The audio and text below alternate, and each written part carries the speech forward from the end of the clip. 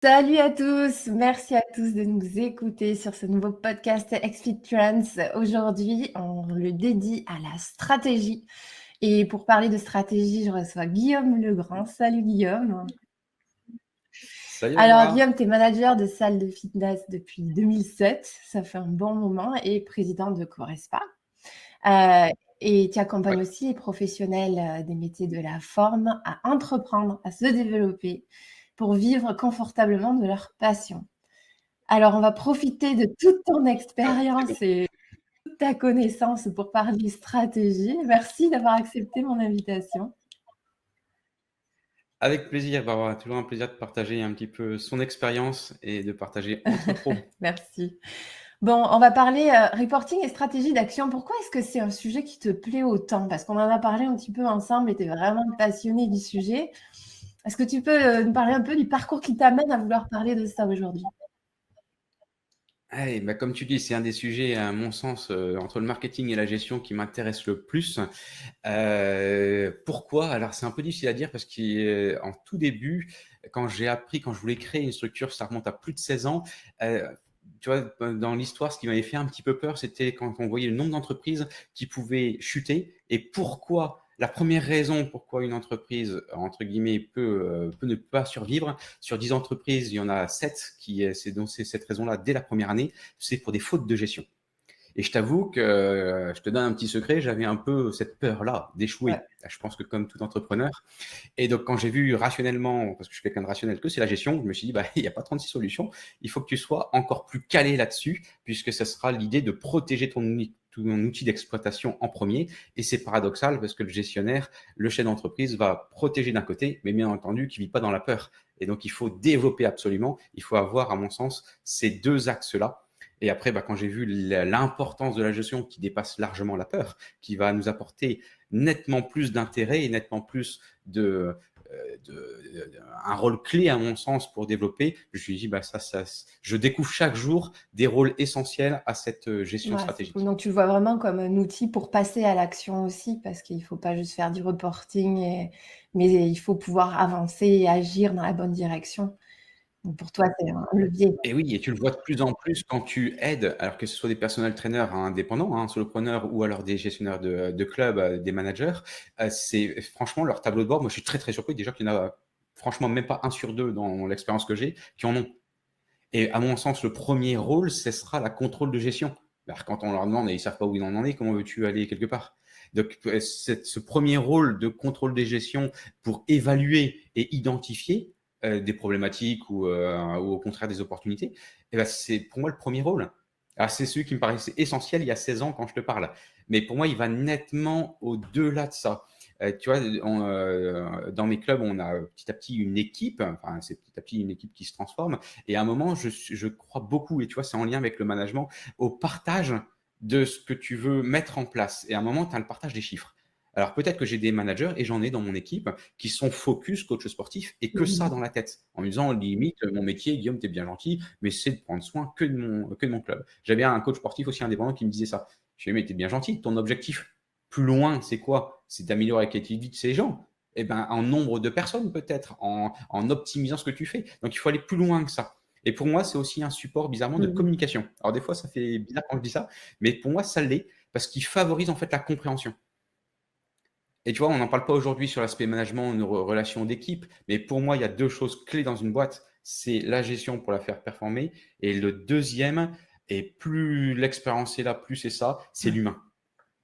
Et si l'humain n'est pas là, tu peux pas développer. Donc, il faut avoir absolument cette notion de compréhension et des Bon, chiffres après, également.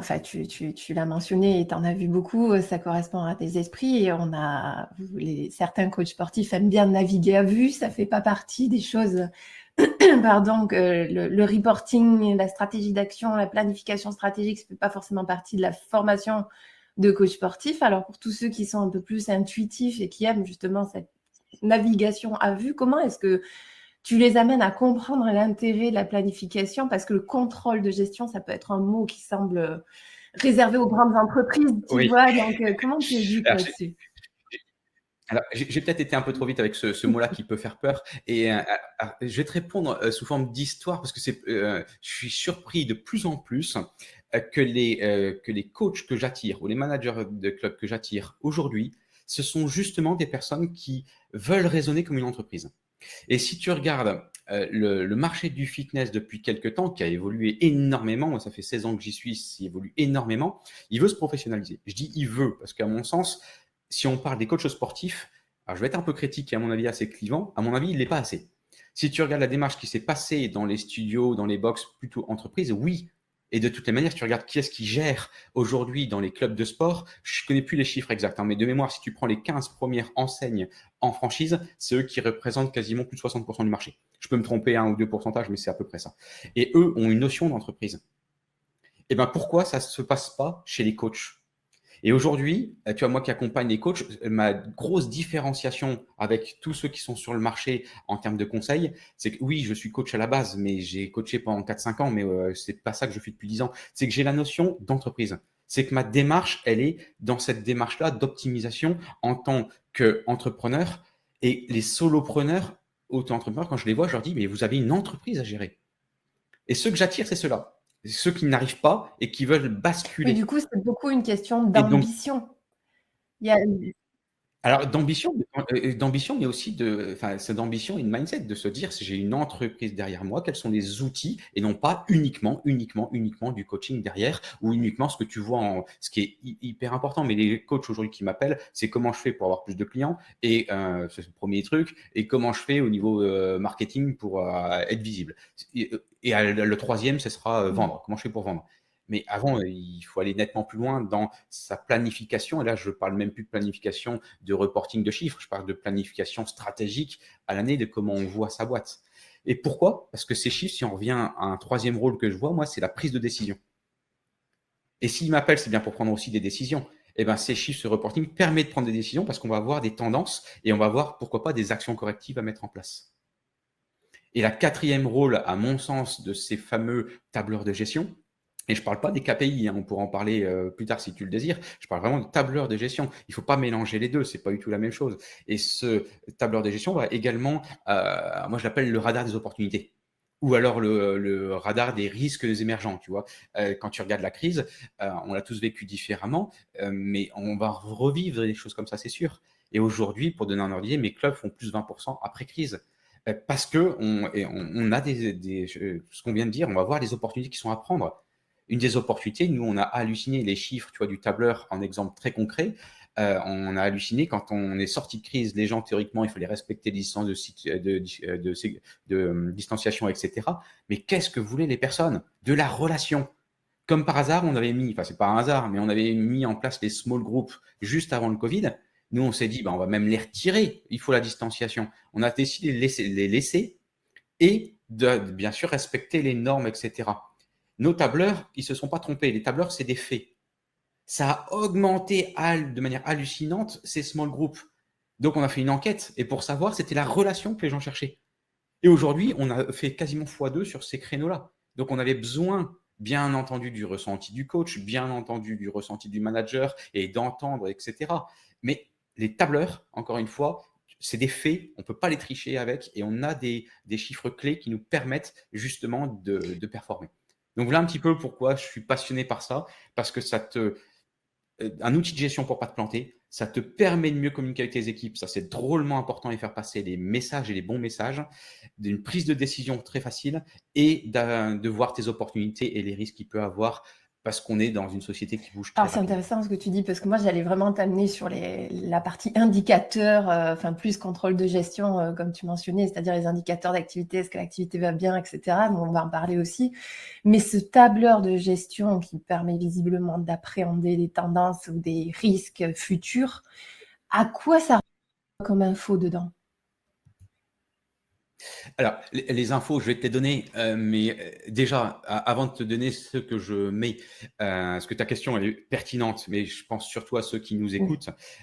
S'ils commencent à mettre en place ce que je vais te dire dans 3 minutes, à un moment, ça va pas, parce que je préfère Non, vraiment c'est te plus le pour dire avant, comprendre puisque ça clairement ce que dépend. tu vois dans les tableurs quand tu dis on a vu qu'il fallait de la relation. Comment est-ce que ton tableur t'a montré ça, en gros? Il est nourri de quoi? Puis, Enfin, qu'est-ce que tu mets dedans? Alors, je vais te dire de quoi il est nourri, mais pour ceux qui nous écoutent, c'est vraiment important qu'ils se le personnalisent par Bien rapport à leur sûr. activité et par rapport également à ce qu'ils veulent en faire dans un truc. Donc, c'est ce que je vais te dire là.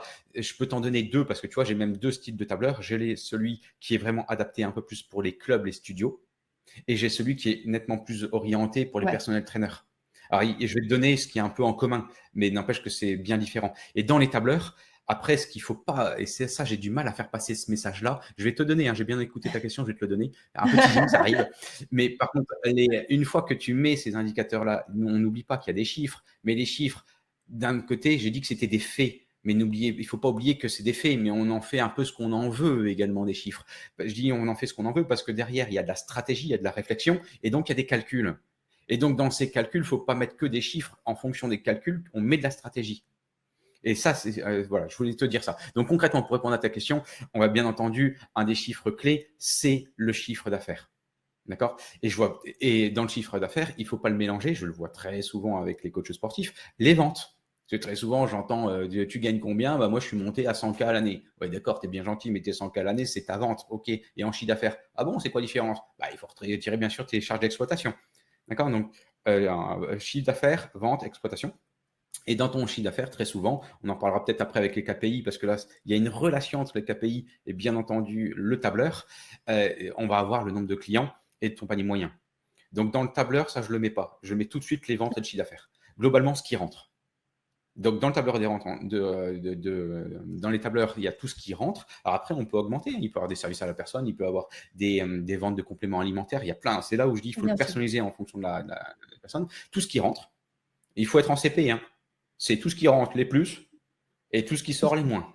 Égal résultat. Il ne faut pas avoir fait Sciences Po pour faire de la gestion. Il faut être très pragmatique. Et donc, tout ce qui sort, ça va être les charges d'exploitation. Et quand je dis charge d'exploitation, c'est encore une fois un mot qui fait peur, hein, mais globalement, toutes les charges que vous avez, et comme ça, vous savez de manière fixe tous les mois ce qui va sortir, et ça vous permet de vous voir plus loin. Moi, je passe dans mon tableur d'exploitation, j'ai une vingtaine de charges dans mes boîtes, par exemple, nettement moins pour un personnel trainer. Donc ça, on pourrait aussi s'amuser à faire le détail de tout ce qu'il y a dedans, et en niveau stratégique à l'année, tu vois, au niveau à l'année, ma réunion que j'ai eue avant-hier avec mes gars, c'était uniquement sur une de ces lignes-là, sur des charges d'exploitation sur la com. Et dans la com, qu'est-ce qu'on a choisi comme tendance stratégique? Et donc, on alloue quel budget pour telle chose. Donc, on peut aussi aller nettement Bien plus loin sûr. dans la stratégie. Et après, donc, on a fait les plus, on a fait les moins, et on a son résultat mensuel, et on a son résultat après annuel cumulé. Et après, je n'oublie surtout pas, ça c'est une année. Mais ce qui est génial, génial, génial, c'est qu'il faut faire ça d'année en année. Alors moi, je fais ça parce que je les superpose. Et donc, ça nous permet de voir être en accord complet. Et on verra que ce tableur, pour finir là-dessus, on met un lien aussi, bien entendu, avec la compta, ou au niveau de la trésorerie, bah, on va avoir un lien qui va s'y mettre. Et on peut permettre de faire un rapprochement également bancaire entre la trésorerie, les tableurs de gestion et la compta. Là, un petit peu. Donc, ça permet d'avoir ces compétences globales du gestionnaire et non focalisé sur sa structure, mais également ouvert sur les autres paramètres de la structure, notamment la compta et la Exactement. stratégie. Et est-ce que tu y mets aussi les paramètres, parce que tu parlais tout à l'heure d'anticiper la tendance, les gens, ils voulaient quand même encore de la relation humaine, même si la tendance était à la distanciation sociale, et donc vous avez maintenu ces cours-là. Est-ce que tu mets aussi, du coup, dans ce tableur, des indicateurs de fidélisation client, de satisfaction ou d'atteinte des clients pour pouvoir justement prendre ces décisions-là? Alors, oui, et non, oui et non. C'est-à-dire que oui, je les prends en compte, mais pas dans ce Ok, tableur. Donc, pour être très clair, dans ce tableur de gestion, c'est tout ce que je t'ai ok. transmis. Et ça, c'en est Les un, c'est un finances. fichier qui est dedans.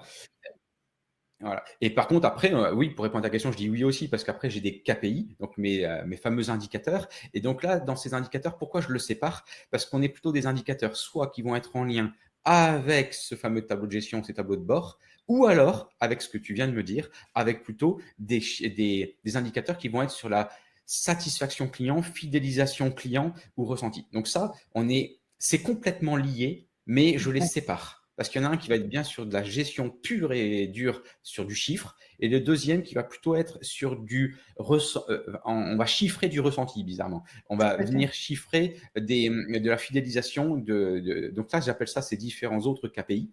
Et une fois, donc je pourrais te les donner si ça te désire, si tu le désires, j'en ai plusieurs. Et une fois qu'on a ces deux-là, la gestion et les KPI, l'objectif, et ça, il faut aussi passer à ça, parce que souvent, là, j'accompagnais un autre coach sportif, là, et la semaine dernière, il me disait, ah, je suis content, j'ai fini ça. Je dis, Kevin, c'est pas fini. Enfin, j'ai déjà son prénom, mais c'est pas fini. Là, c'était bien gentil, mais là, on n'est que sur les faits. L'objectif, c'est de les faire parler. Et une fois que tu les fais parler, ça te permet de passer à l'action pour en faire quelque chose. Tout à fait. Et c'est ça, la finalité, c'est ça. Uniquement les avoir, ça sert à rien. Donc, tu vois, pour te donner les autres KPI que j'ai à ce niveau-là, ces autres indicateurs, alors soit ça te permet de voir si ta finance elle est saine, mais là, on va plutôt parler d'autres choses. Donc, je reviens sur la vente. Hein. Donc, cette fois-ci, on va parler de panier moyen et de nombre de clients. Parce que tous ceux qui veulent augmenter leur chiffre d'affaires, c'est quand même pas compliqué. Hein. C'est pas comment je fais pour augmenter son chiffre d'affaires. On va séparer. C'est fait de quoi le chiffre d'affaires? La règle d'or, c'est très simple. Le chiffre d'affaires, c'est le nombre de clients fois le panier moyen fois ses mensualités. Et ben, vous jouez uniquement sur le nombre de clients, ou alors vous jouez sur votre panier moyen, ou alors vous jouez sur votre mensualité. Il faut pas faire Sciences Po. Hein. C'est ça c'est la règle d'or depuis quelques années, et c'est depuis la nuit des temps même, je pense. Et donc ça fait partie. Après, je regarde mes actifs. Parenthèse, Guillaume, j'ai Et une ça, c'est question intéressant. flash par rapport justement Oui. à ce chiffre d'affaires. Pour tous ceux qui sont coachs sportifs indépendants et qui écoutent, qui se disent, OK, quelle est l'ambition que je peux me donner, moi, sur un chiffre d'affaires annuel? Parce qu'on voit passer beaucoup de choses sur Internet, tu sais, des Oui. chiffres d'affaires, des promesses, etc. Toi, Oui. ton regard là-dessus, c'est quoi pour un coach sportif qui veut vraiment accompagner les gens, prendre le temps de bien les accompagner, parce que je sais que c'est votre spécialité chez Corespa, c'est la individualisé, c'est pas de la vente de masse de programmes. Donc quelqu'un qui est dans cet ADN-là, qui veut vraiment faire du bel accompagnement, qui est seul, qui n'a pas volonté à peut-être monter une SaaS ou avoir des salariés et tout ça, quelle peut être son ambition réaliste, d'après toi? Alors, c'est très très simple, je vais y répondre et je vais être très très court parce que c'est hyper facile entre guillemets à fixer.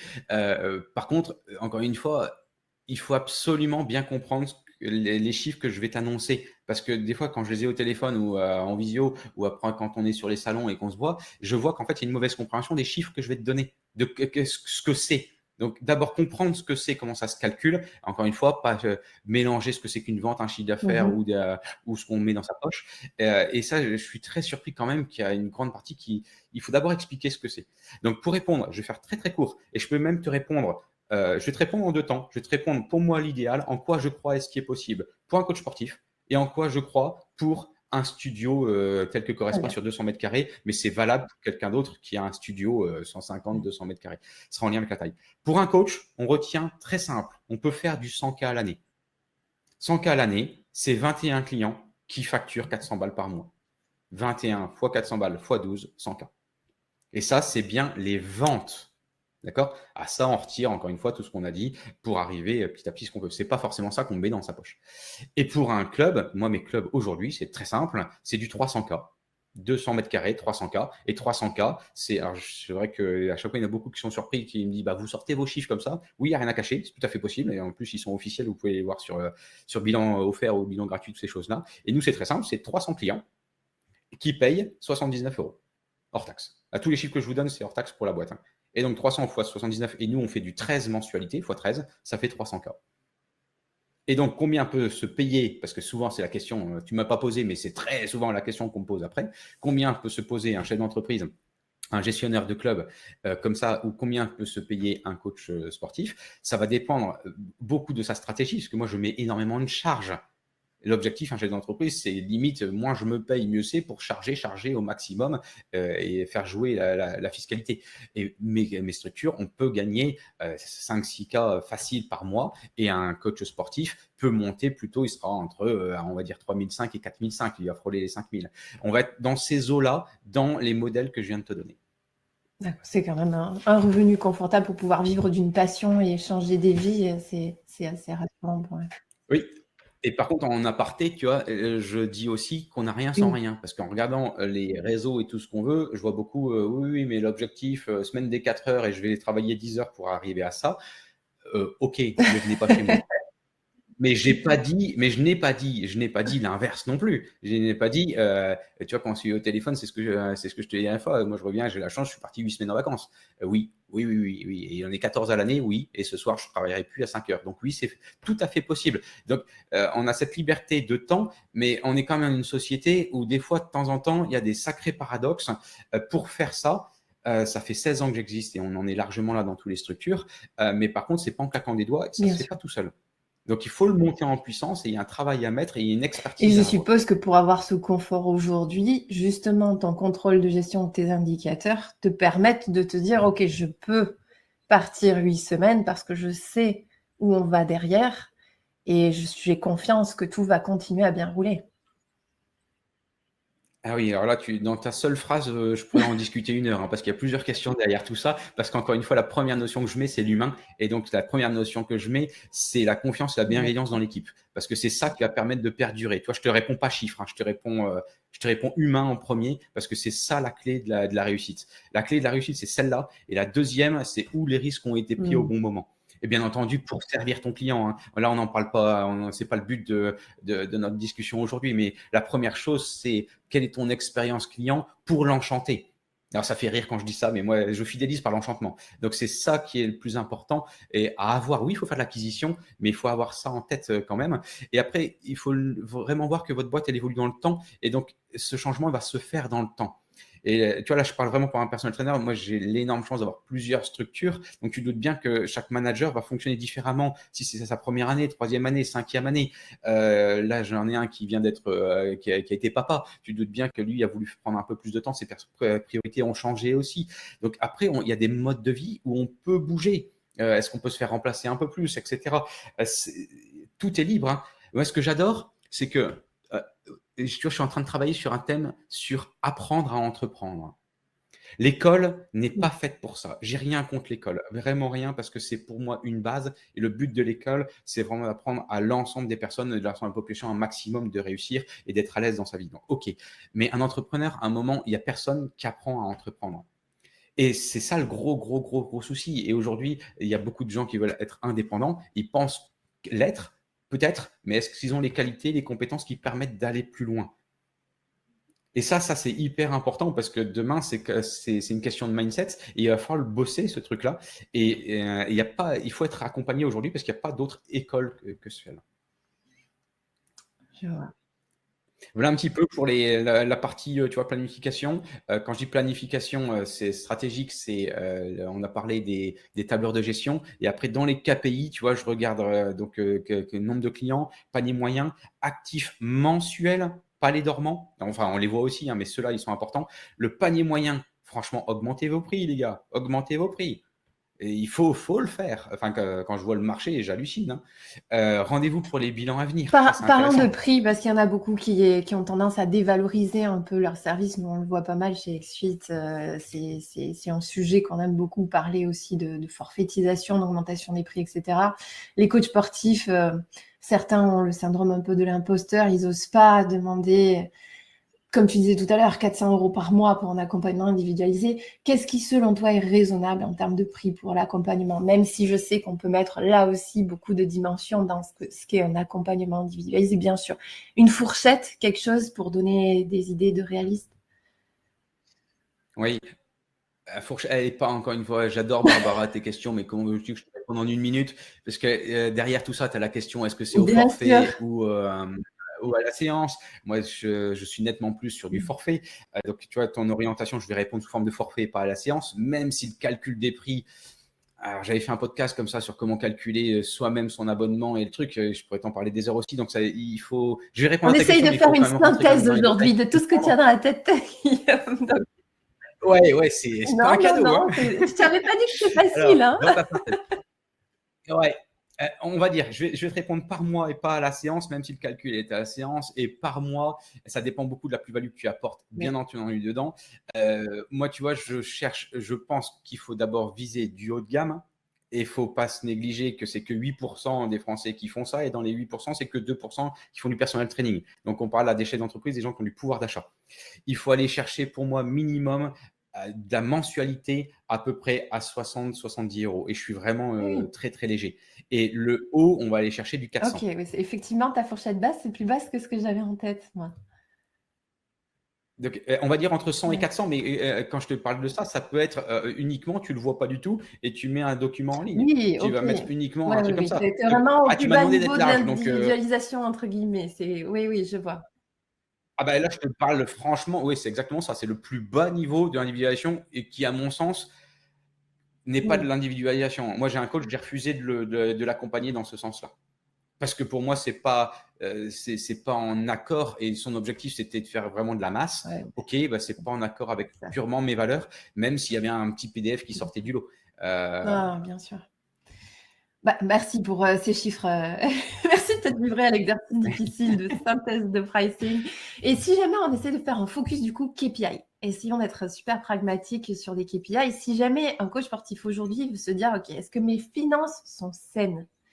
Est-ce que tu as un KPI à lui suggérer et regarder une évolution d'un certain Donc, tu KPI? restes toujours dans les finances. Là, Hein. Ta question vraiment reste sur toujours dans les les finances. finances et non Est-ce que pas mes dans finances l'analyse. sont saines? Et Ok. puis, est-ce que peut-être tu peux anticiper si mes finances vont rester saines? Qu'est-ce que tu proposerais de regarder?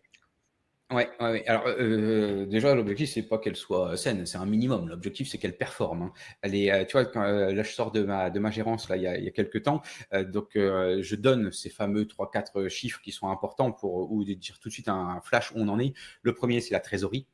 Alors la trésorerie, une fois qu'on a de l'expérience, etc., on n'a pas de souci. Hein. Normalement, ça doit franchement exploser. Mais les souris, qu'est-ce que je dis? La trésorerie donne quand même tout de suite un indicateur. Bon, allez, je vais jouer avec le jeu de mots pour voir si les petites souris peuvent aller grignoter dedans. C'est Pourquoi? pas mal. Parce que l'objectif, c'est que cette trésorerie vous donne cette liberté de faire plein de choix. D'accord? Et de toutes les manières, demain, en France, si cette trésorerie est négative, vous êtes mal barré parce que les banques appellent et vous fermez boutique. Donc, la trésorerie, c'est la première chose. Mais normalement, une fois que ça fonctionne, vous n'avez pas de souci. Il faut voir s'il y a un fonds de roulement à avoir. Mais nous, notre activité, on n'est pas trop Question embêté compliquée. Tu là-dessus. suggères un minimum de fonds de roulement? Oui, enfin, dans mes structures, la question ne se pose pas. Il y a 15 000 balles qui est mis pour la trésorerie, 10 à 15 de dispo dès la première année et tu vas monter dès la troisième année à peu près à 30 000. Aujourd'hui, j'ai des trésors qui sont à plus de 100 000. Donc la question ne se pose pas. Moi, j'utilise même mes trésors pour investir dans l'immobilier. Donc, tu vois, il n'y a pas de notion. Pour moi, il n'y a même pas la question ne doit pas se poser. Elle doit se poser peut-être chez les personnels trainers qui vont débuter au tout début et qui ne raisonnent pas comme entreprise. C'est-à-dire que quand ils veulent sortir, je donne des cours là, sur la fac et je leur dis à chaque fois, OK, vous vous lancez, vous êtes formé là, franchement, vous avez votre diplôme, vous voulez être personnel trainer, combien vous mettez sur la table pendant 12 mois l'année prochaine pour pouvoir performer? À chaque fois, ils me regardent, mais pourquoi j'ai jamais raisonné comme ça? Mais oui, mais demain, tu es entrepreneur. Donc, combien tu mets en apport pour pouvoir mettre en place tout ce que tu as voulu mettre? Et bien, dedans, tu as la partie fonds de roulement, trésorerie qui est pris en compte. Autrement, tu ne peux pas investir, tu ne peux rien faire, tu ne peux pas avancer. C'est pas petit à petit qu'on avance là-dessus. Et ça, je sais que ça fait mal de le dire, mais c'est comme ça qu'il faut raisonner. Donc, dans les KPI, c'est la trésor en premier. Après, je reviens sur ce que je viens de dire, c'est le chiffre d'affaires. Et donc, le chiffre d'affaires, c'est le nombre de clients et le panier moyen. Et là, après les autres, c'est actif mensuel. Comme ça, on voit vraiment. Moi, je veux pas de dormant, hein, tu vois. Je veux pas en rappeler, etc. Ceux qui sont vraiment mensuels, etc. Que j'ai tout de suite. Pas tous ceux qui sont malades, pas tous ceux voilà, les mensuels. Après, le panier moyen. Parce que ça, c'est un sacré indicateur pour voir si tu vends vraiment ce que tu as envie de vendre et, entre guillemets, si tu performes au-dessus. Et tu vois en plus s'il faut retirer des forfaits ou les augmenter, les diminuer. Le nombre de rendez-vous bilan à venir. C'est-à-dire qu'il faut toujours avoir des rendez-vous bilan à venir pour pouvoir, entre guillemets, acquérir le flux Là, de tu parles des départ qu'il va y avoir bilans tout en. offerts pour signer des nouveaux accompagnements, en fait, des bilans prospects. Ouais, tu peux appeler ça, des bilans de Ouais. vente si tu veux. Mais l'objectif, oui, je fais pas des séances Non, c'est d'essai, un hein, c'est des vrai bilans. bilan de Dans santé, les un vrai bilans. bilan de forme, mais c'est à un Ah, oui, oui, oui, oui. prospect, tu n'as Ouais. pas encore vendu ton service, quoi. C'est ça. D'accord. Ça, c'est hyper important parce que ton but, c'est quand même d'avoir des bilans tout le temps dans tes rendez-vous pour pouvoir augmenter progressivement et d'avoir cette nouveauté. Nombre de variations du nombre de clients. Donc ça, c'est très simple. C'est les nouveaux inscrits moins les départs. Tu vois, moi, dans un club de 300, alors ça, je suis hyper content de te le dire parce que c'est une des grosses forces à Correspa. Nous, sur 300 clients, j'étais hyper content. Là, notre meilleur club a perdu uniquement 8 clients et l'autre, c'était 11. On en perd. L'objectif, c'est moins de 15 et de s'approcher de 10. Combien de temps Ah, tu vois, tes ça, c'est des chiffres, clients on n'en parle pas restent beaucoup. chez Correspa? Leur durée de Alors ça, fidélisation? c'est une autre question. C'est pas, c'est un parallèle, hein. Et ça, honnêtement, je le calcule D'accord. pas parce qu'en fait, mes clubs sont des ch'tis, on est sur l'île et tu as tellement de personnes qui bougent parce qu'en fait, j'aimerais bien le calculer s'il n'y avait pas le paramètre, par exemple, je dois partir pour le travail et donc pas pour des raisons hors Oui, Correspa, ouais, d'insatisfaction. Donc c'est pour ça que je le prends d'accord. pas en compte. Je prends en moyenne combien de personnes partent et combien on acquiert. Et l'objectif, bien sûr, c'est toujours d'avoir cette balance en OK. positif. D'accord. Et après, c'est le taux de transformation, ça hyper important. S'il faut investir, il faut investir dans ce fameux sales qu'on appelle. L'objectif, c'est vraiment ce taux de transformation. D'où l'humain et d'où la formation. L'idée, c'est de former des coachs à savoir vendre. Parce que ça, c'est si vous avez des personnes, vous avez des leads qui arrivent, des contacts qui sont des leads qualifiés, les leads, vous les avez en bilan, mais vous ne les transformez pas, ça ne Bien sert sûr. à rien. Votre problème, il est là. Et ça, aujourd'hui, c'est pareil, on ne vous l'apprend pas. D'accord. Et il faut bien l'apprendre. On est plusieurs sur le marché à proposer ce type de formation. Encore une fois, choisissez bien avec qui vous êtes le plus proche dans le type d'accord, comment on transforme un bilan. Ça, c'est hyper important aussi parce que des techniques de vente, il y en a plusieurs. On va se Philosophie. recentrer quand même sur une manière de faire. Mais n'empêche que la philosophie par rapport à vous qui vous êtes et votre marque qui vous êtes, elle est drôlement Tout importante. à fait. Et après, il y en a deux autres, c'est les actifs en fait, qui n'ont pas encore de rendez-vous. Alors ça, merci Exfit aussi, parce que justement, ça, on va parler vraiment de la fidélisation et il faut que tout ça soit automatisé, bien entendu. Tous ces chiffres-là, il ne faut pas commencer à les mettre mano. Et donc ça, c'est hyper important parce qu'on a toujours dit que c'est plus facile de fidéliser que d'acquérir. Il faut faire un mix des deux. Mais tous ceux qui sont chez vous, une femme enceinte qui s'arrête, je ne sais pas moi, un souci de santé dedans, il faut arrêter 2000. Et à un moment, il faut gérer cette partie-là qui est complètement normale. Mais par contre, il faut être au taquet. Quand je dis être au taquet, c'est d'être très performant, très exigeant, de savoir quand est-ce qu'il faut les relancer. Tout à fait. Et ça, quel plaisir on a de les relancer. Et c'est un plaisir, j'ai parlé vraiment, le mot plaisir est sorti tout seul. C'est un plaisir de relancer les personnes. Parce que je dis ça parce que le nombre de personnes qui disent je sais pas faire, c'est une corvée, je vais les Oui, c'est déranger.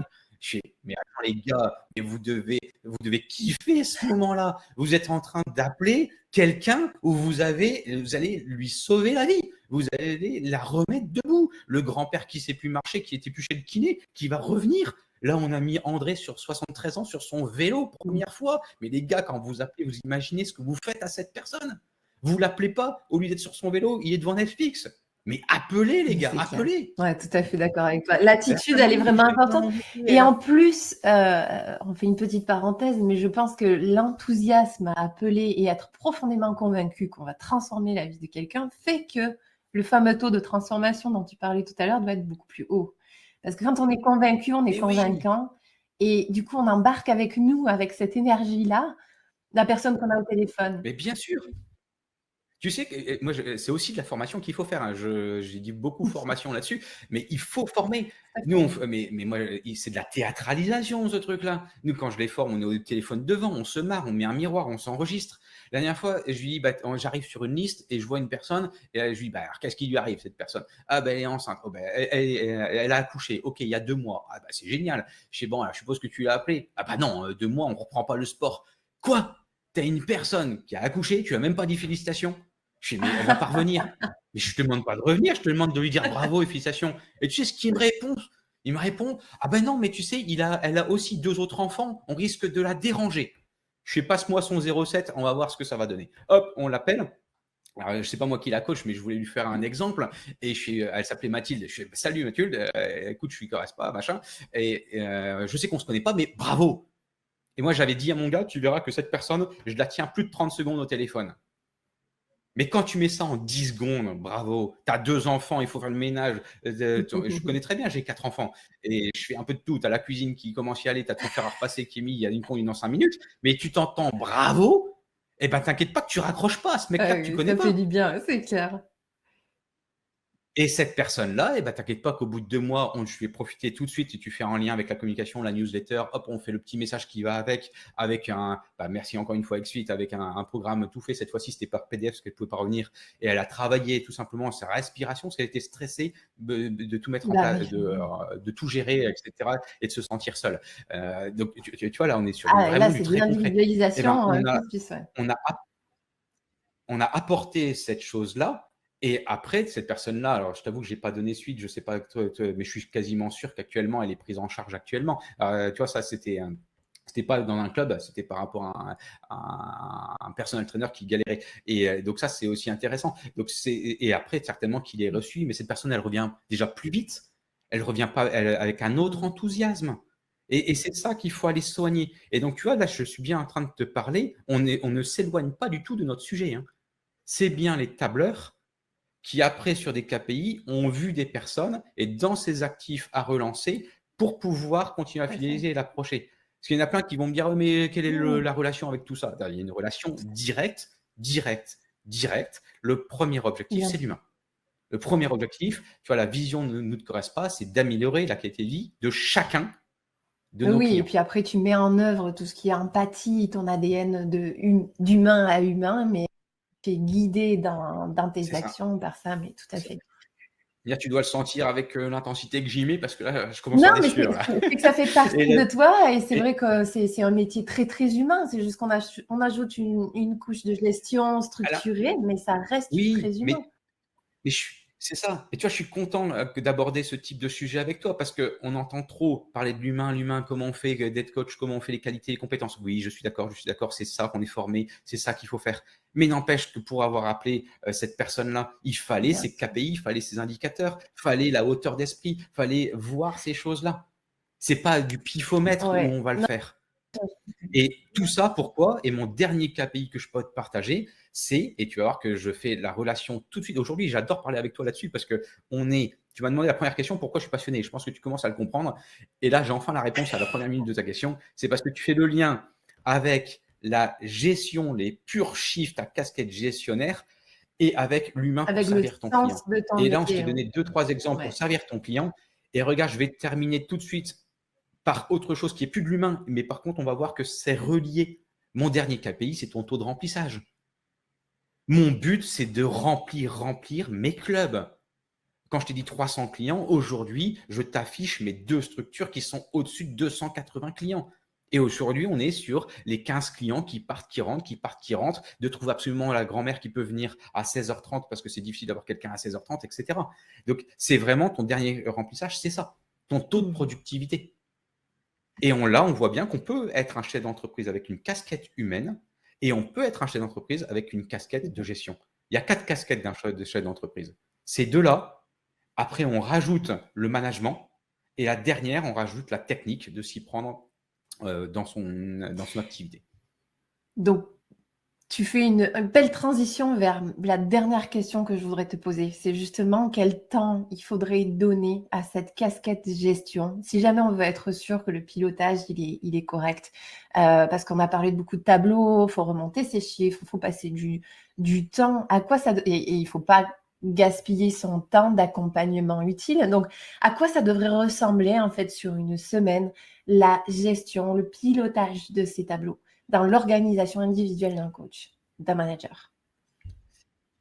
Oui, je suis obligé de te répondre encore une fois séparément si tu es personnel trainer ou si tu es manager de club. Parce que tu as quand même beaucoup de similitudes, mais en termes de temps et de responsabilité, ce ne sont pas les mêmes.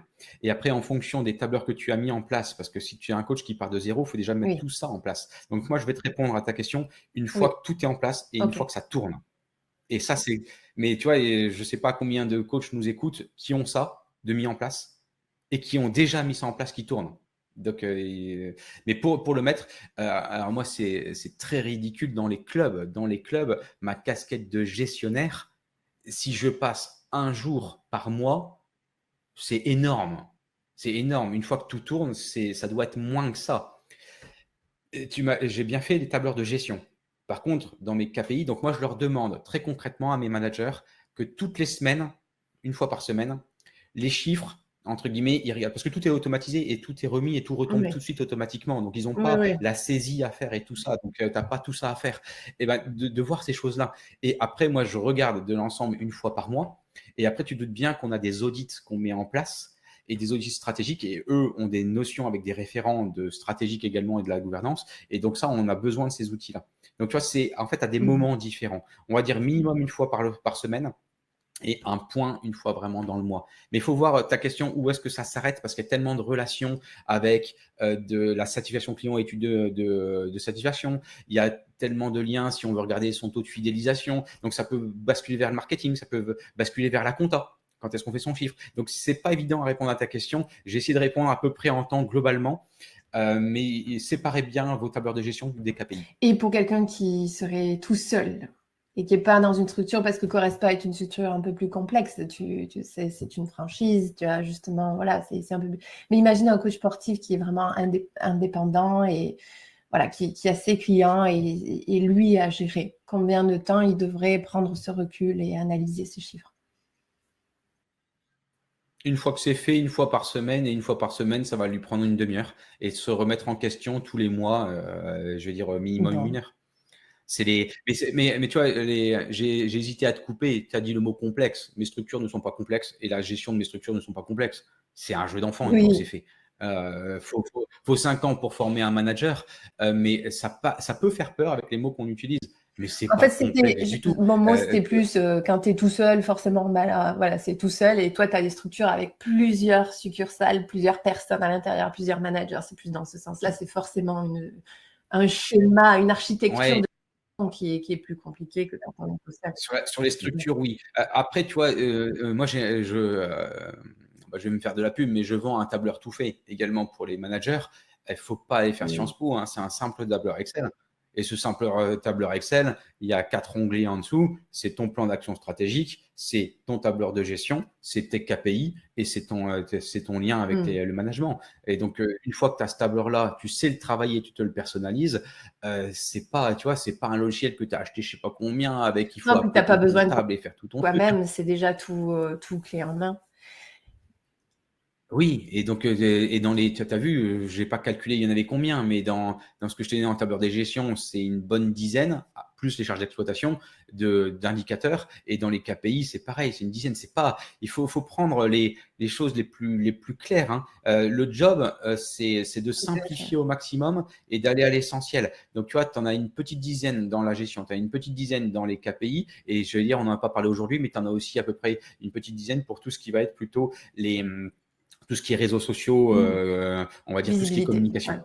Et donc, si tu gères les 3 fois 10, ça te suffit amplement. Mais le tout, c'est de savoir les gérer, de savoir lesquels choisir et de savoir les faire Ok. parler. Bah, Guillaume, merci pour toutes ces infos. Je pense qu'on a un peu explosé le temps qu'on s'était donné parce qu'on voulait vous faire un podcast synthétique de 20 minutes. Alors, on est à 42.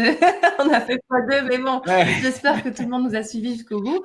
La dernière question, ça sera pour ceux qui sont vraiment intéressés à mettre en place toutes les notions, parce on a apporté beaucoup de notions, mais voilà, on n'a pas concrètement dit un tel outil, etc. Donc, quelqu'un qui voudrait mettre en place un outil concrètement dans son quotidien et commencer à piloter comme ça, où est-ce qu'il va trouver de l'information maintenant? Il clique où? On l'envoie où?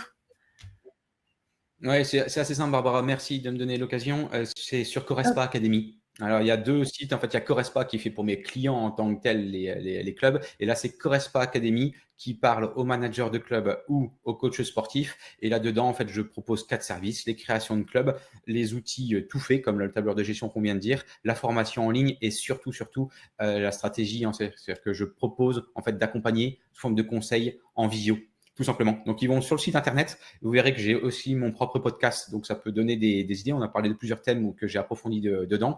Et ce que je propose, en fait, c'est la relation est assez simple, hein. Tu la vois là tout de suite, et je pense que nos auditeurs le ressentent. Et ben, vous m'appelez tout simplement, et moi, très souvent sur le site internet, vous allez trouver en fait un rendez-vous Calendly, tout simplement en visio, voir un peu ce qu'on peut faire ensemble. Soit on est fait pour travailler ensemble, soit on ne l'est pas, mais au moins on a cette proximité et on en Bon, discute bah, tout c'est simplement. super. Merci encore, Guillaume. On se retrouvera certainement bientôt dans d'autres sujets.